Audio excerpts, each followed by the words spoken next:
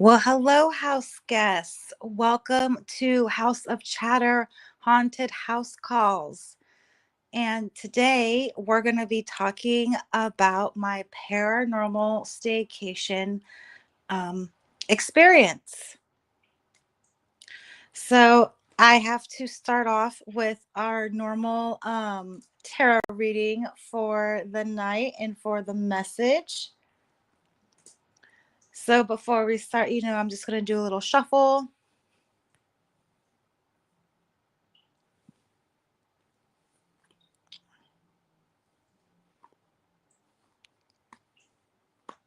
And I like to flip cards around and whatnot.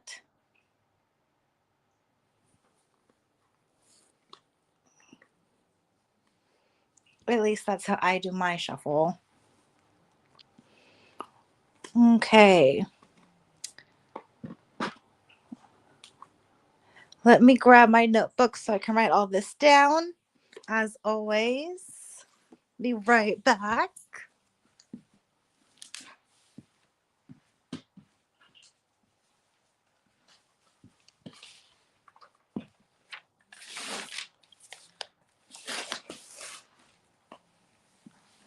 And we are going to do a star formation starting from the bottom left.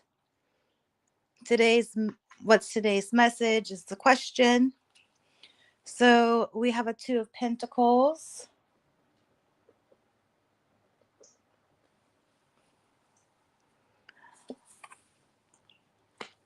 upside down Knight of Pentacles. I don't know why that keeps happening to me. Reverse King of Pentacles.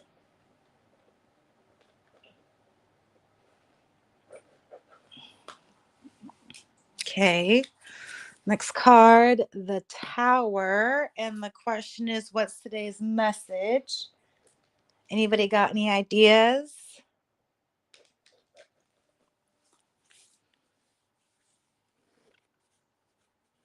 And then I was trying to put into the chat the links for the staycation. So if you don't see it, let me know. And this is going to be the 8 of Wands.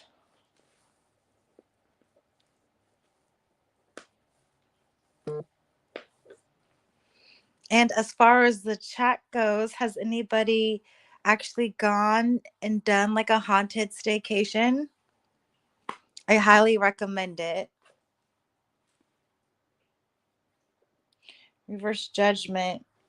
You think it's talking to me? And this is the staycation that actually did accurately predict the last 2 years of my life up to current. And that includes money, believe it or not. Money and down to the month, I should say, with that money. And Reverse Devil.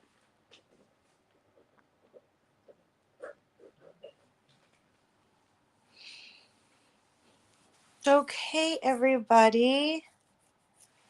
So let's get started, shall we? So today's show is based on my a paranormal staycation. And this paranormal staycation made me believe even more in the paranormal. And it made me believe in more of psychics. Now, I know that everybody has different experiences with their psychics. I'm sorry, I'm trying to rattle my notebook. And sometimes their predictions come true and sometimes they don't. I will say at the time I went with a group of friends, but I have to preface this, and I'm so sorry that I go on ADD rant all the time. So I have to preface with I am a widow and I lost my husband during COVID. And we got married, or we eloped actually on Catalina Island. We didn't tell anybody. We had 3 days to plan it. Okay, I had 3 days to plan it. And I was 7 months pregnant on this cruise ship. And so we had to get one of those like private marriage licenses where just the person who marries you can sign off and you don't need a witness. So we were going to get married on Catalina Island, and before we were supposed to meet the mayor, and so we had to dress in our wedding clothes and everything and then get on a little boat to go to the dock, so everybody saw us in our wedding clothes, right? And then, we meet the mayor, and then she takes us to on a golf cart to the beach. And she's got the most beautiful vows and like all this other stuff that just prepared. So in the beginning, when we were like trying to prepare and like take off rings or whatever for the show and whatnot, um a couple comes up and is like, "Hey, do you need witnesses? We'll be your witness." And I was like, "No, it's okay, but you can watch anyways." And so they're like our, I don't know, best man and like maid of honor, I guess you could say. It was like stand-ins, and we started in with the bows and all that fancy stuff, and we grew a crowd. I guess we grew a crowd and we grew photographs. So we're like, people were taking photographs and videos of us getting married, which was kind of cool. So we get married, and then, we go back on this golf cart, and then everybody is like saying congratulations and whatever. And Catalina is a very small island. And so you can basically tour the whole island on a golf cart, or at least that's what it seemed. So that's what we did. We toured the island with our own golf cart, and everybody was cheering us and congratulating us and, whatever. And we made the joke that we're everybody's tourist attractions, like it's like, hey, look at this like, hey, we went to Catalina Island and check this out. We're going to be in like someone's memories or something, like some landmark. That was at least the joke. Prior to my husband's passing that year, he did say that, hey, even though it was like really scary to have that many people stare at you while you're getting married and they're all strangers and they're all pulling out their phone and taking pictures, he's like, but like after, when you're like in the little boogie or whatever, and everybody's yelling at you and saying congratulations and everything, you feel like royalty, it's like you have a wave or whatever. He was like, I want to do that again. I want to be someone's tourist attraction. And I was like, okay, well, you know, I think we're talking about doing plans again to do it again. This time more planned out, because I did have to get a dress altered at like midnight and then walk in dry cleaners in the middle of LA, which was an experience. But anyways, during COVID, or during the beginning of COVID, because I worked in healthcare, we had a lot of conversations about what we would want in case we got sick. And my husband did not like the idea of ventilators, and he just wanted to be a DNR, a do not resuscitate. And I wanted to be what you call a full code, like CPR, everything, because of the kids. So we were having this conversation, and then I was like, fine, I have to respect your wishes. But then I said, will you haunt me if you pass? And he said, if I would, I if I would, I could. Like, if there's a will, I will find a way. And I said, okay, fine.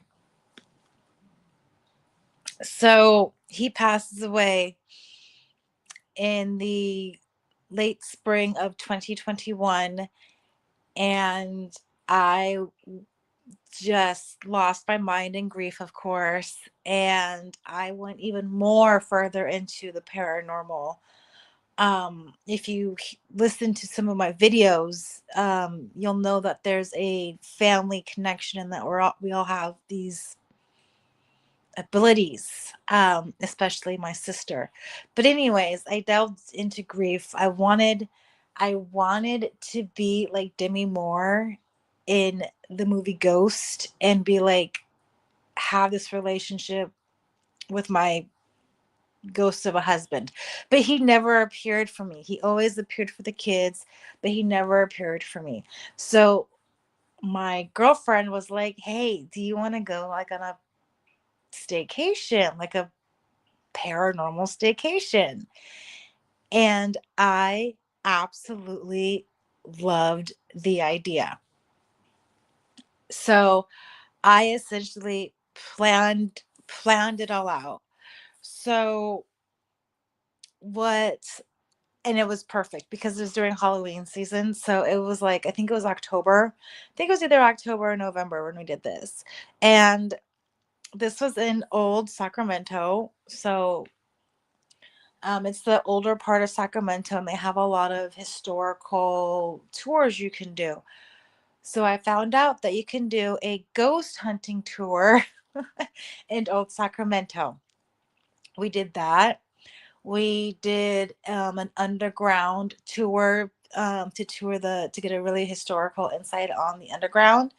We also had dinner at the Delta King um, riverboat, and if you see my previous videos, you'll know that there is definitely an experience. But I did not experience anything. I'm sorry, at that time of this staycation. But we were all trying to see if we could have some activity.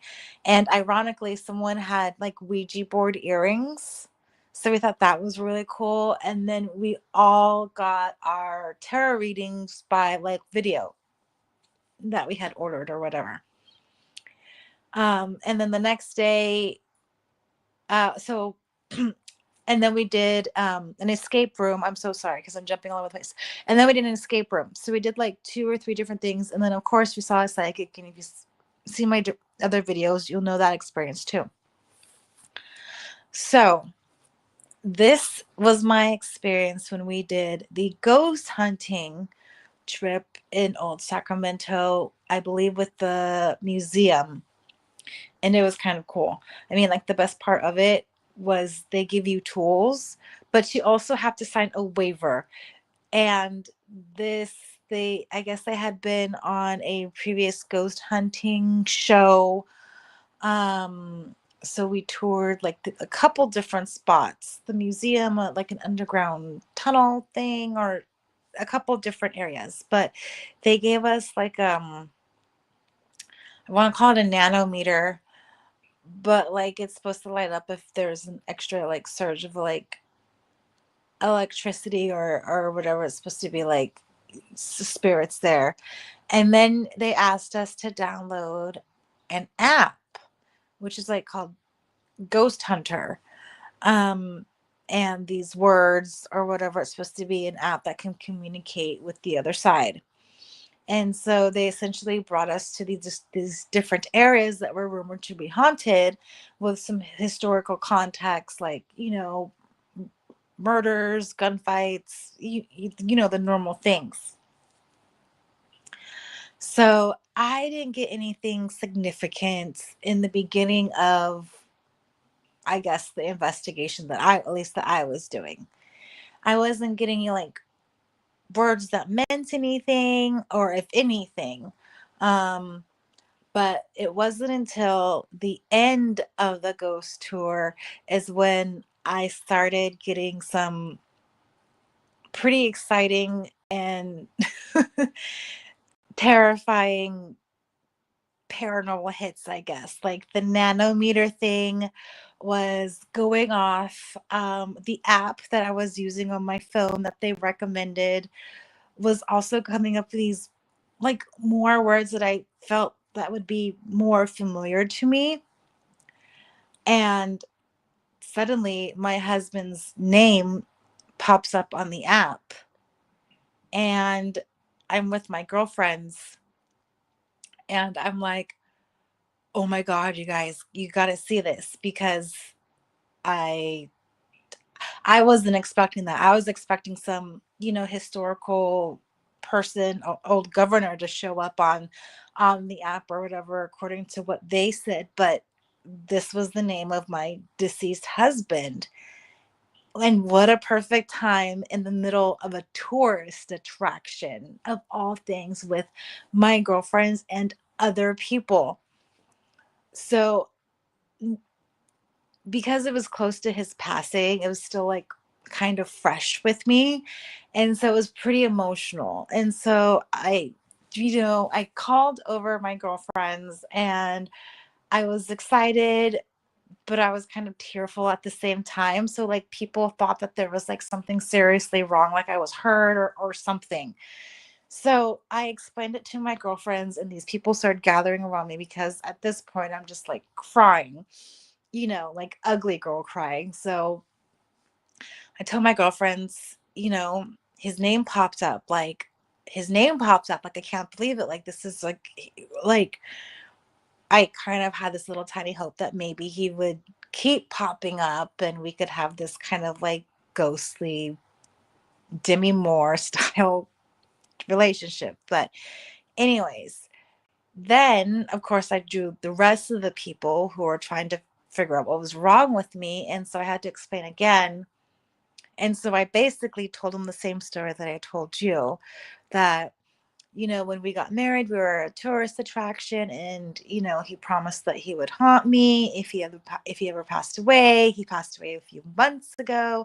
It's still fresh, and now I'm down here looking for ghosts, and this is my husband's name, and now I'm telling you, a tourist, this story, and now he becomes your tourist attraction. Which is really ironic. And everybody was kind of jazzed about it.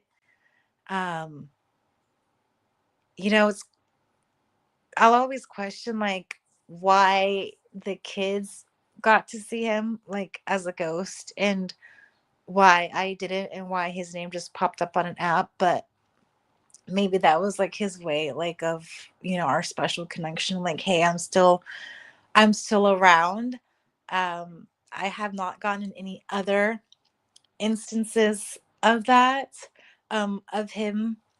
That was my only big paranormal experience in this paranormal staycation. Um, and then I was so jazzed, of course. And after that, we did do the psychics. And of course, like I said, everybody has a different experience with psychics. Sometimes psychics are right and sometimes psychics are wrong.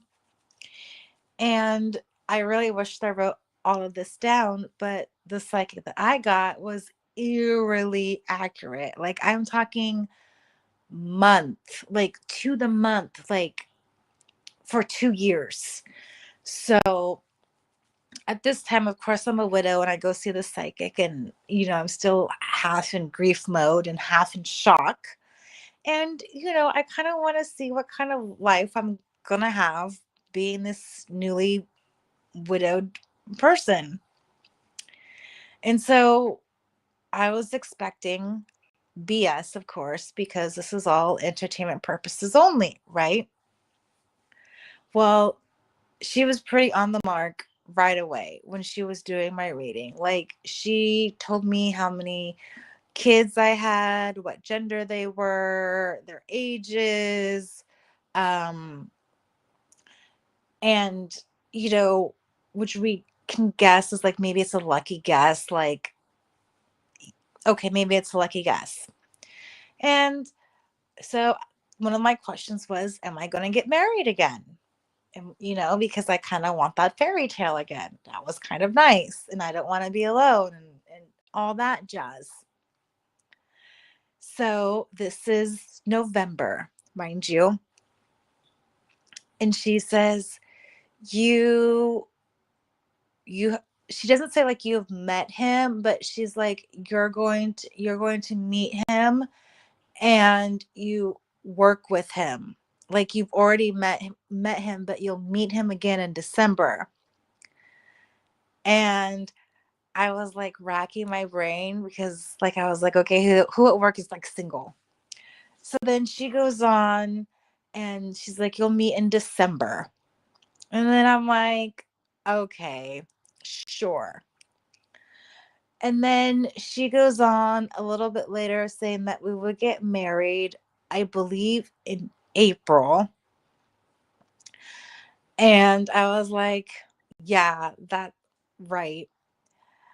But she also said that we were going to go and decide to have another child.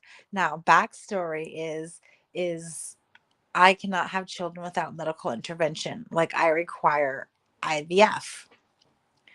This psychic did not know that. But my best friend who was with me did. And so she was like, yeah, you're going to have another child. And we're like, ah, ha, ha, ha, ha. Right. Because we've already decided that I was not. So she says, but you'll require IVF. It'll be hard on your body. You won't be successful at the first round. And you're going to have to pause because of your son. And then she was like, your son is a teenager. He's he's going to have some mental health problems. It's going to be very expensive for you. And at this point, and I'm like, okay. And she's saying that all this is going to happen in November, right? November of next year, because it's already November for me. And then we're like, okay, sure, whatever. And then now she's talking about careers. And she's like, you're going to get another job. And she was really confused about the job part because she was like, what do you do? And I was like, oh, I'm a nurse. I didn't tell her what kind of nurse I was. I just told her I was a nurse. And she was like, oh, do you put people in tubes? And at this part of my life, I was actually working in the surgical department, actually in the gastrointestinal, and I was assisting with colonoscopies. Basically, I was assisting with colonoscopies, and in a colonoscopy, the doctor sticks a camera up you. And so that's what I kind of thought she meant when she said tube, because the human anatomy is a tube, the digestive system is a tube. So that's what thought she was referring to. And so I was like trying to explain this, like, no. And then she's like, no, like a tube, like you can see through it and there's a telephone. And then I was like, oh no, I definitely don't know what you're talking about. And at that time, I had no idea what she was talking about. And she also said that at my job, I was going to get an award. And I was like, okay. And at this point of my life, mind you, I'm a widow, a new widow who loves my job, who's not married, and I have no plans to move anywhere. Um, so she says the job part, and then she's like, yes, you're going to move. She did not say where, but she definitely said that I was going to move. She didn't say what month, or at least I don't believe I could remember a month. She might have said January, but I actually moved in February. The plan was to move in January. Um, and then when I was at that job, in fact, my work did get an award. And actually, I ended up working in a um, in a hyperbaric chamber wound care clinic, which if you look at a hyperbaric chamber, it is a tube. It's a pressurized tube with 100% oxygen, and they use it in dive, and they also use it in wound care because it helps you get better. And it does have a telephone, which is creepy because I didn't even know that this was a job area for nurses at the time. When we were moving, I just happened to find this job, and I got it without really looking into it or thinking this is really related to what the psychic had said. As far as the IVF, yes, I did do IVF.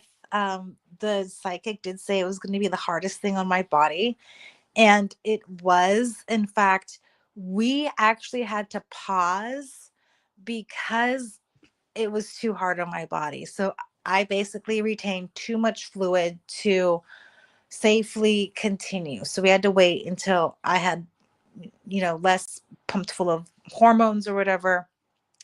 And then when it came back to me trying to implant and have try again, which my husband agreed to, mind you, and knew of this appointment, I already had known what the psychic had told me. And so I was really determined to fight fate and fight what she had said about that I wasn't going to be successful with this IVF thing. Um, and I planned it all out. I got enough gas. I went early. Everything was going smoothly until a deer got hit by the car in front of me, right by the school that I was dropping my child off at. And I could not go around. I actually got out of the car and helped this person, but then was left stranded at the side of the road with this deer and basically had to pull the thing out of the road by myself. And then by that time, there was traffic. So then I got slowed down.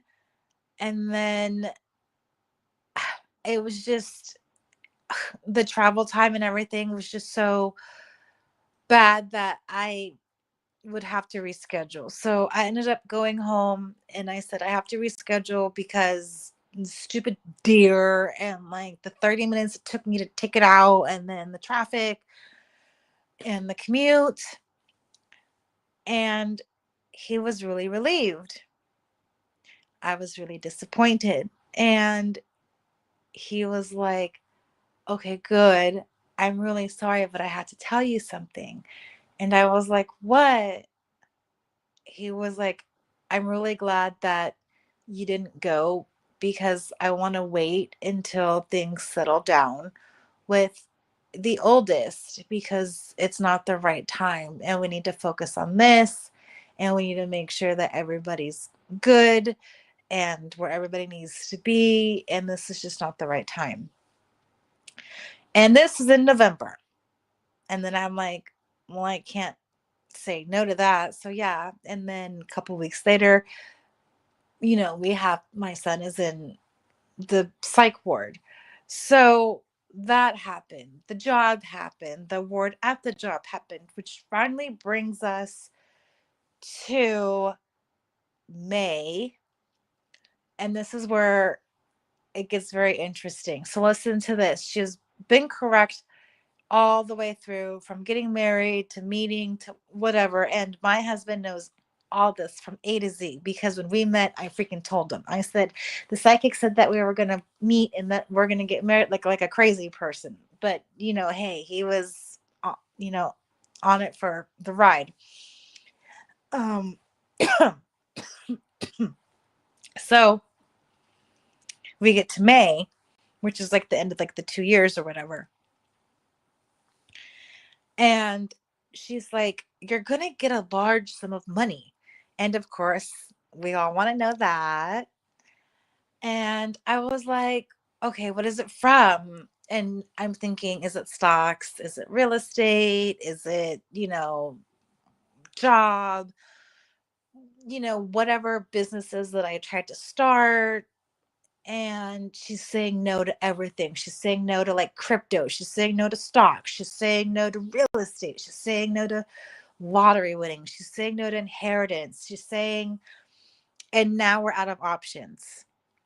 And what she does say is she says there's an arrow. And I'm like, an arrow? And I have no idea what that means. So I'm like, okay. And then she goes on to say that, I'm going to live until I'm 70. I am going to have another child. I have not yet to have another child. She also did say that me and my husband were going to be broken up, but we won't get divorced. We'll just be broken up for a very long time and then we'll get back together. Well, we are broken up now. We have been broken up for a while.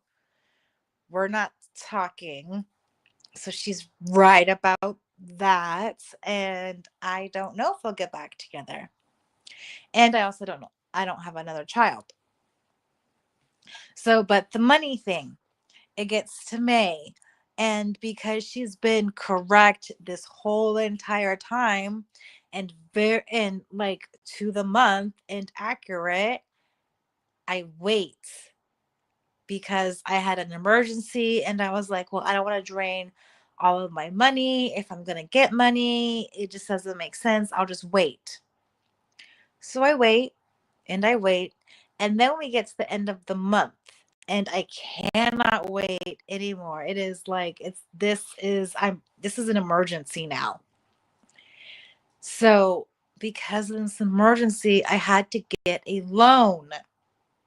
And the company that I got a loan from had an arrow as part of their logo. And I will say it was a large sum of money. I didn't realize at the time that she was actually correct about that until June or July, where I'm like, holy crap, she said I was going to get a large sum of money. The company that we got the money from had an arrow as a logo. Oh my God. So she was pretty accurate. None of my friends' readings were accurate. She also did say that I was going to be successful in a different career. I am pursuing a different career, and she was kind of confused. And I said that I had sold succulents, and she was still confused. So I'm not sure about that. We'll see. Um, but those are some pretty big revelations of my paranormal staycation in old Sacramento. Have you guys ever done a paranormal staycation or maybe done some like dark tourism or even just try to find something that's haunted and check it out? Anybody in the chat? It's quite fun. Um, and I'm very grateful for my girlfriends for allowing me to have that experience. I will also add that we did do a escape room, and of course it was haunted and horror themed, so I definitely recommend that. um so let me know what you think. If you have any haunts that you think are good, let me know. Send me your ghost stories as well. You can always email me at angelholdings84@gmail.com. And if you like this episode, please subscribe, like, and check out my other videos. I try to post daily. And we'll see you next time.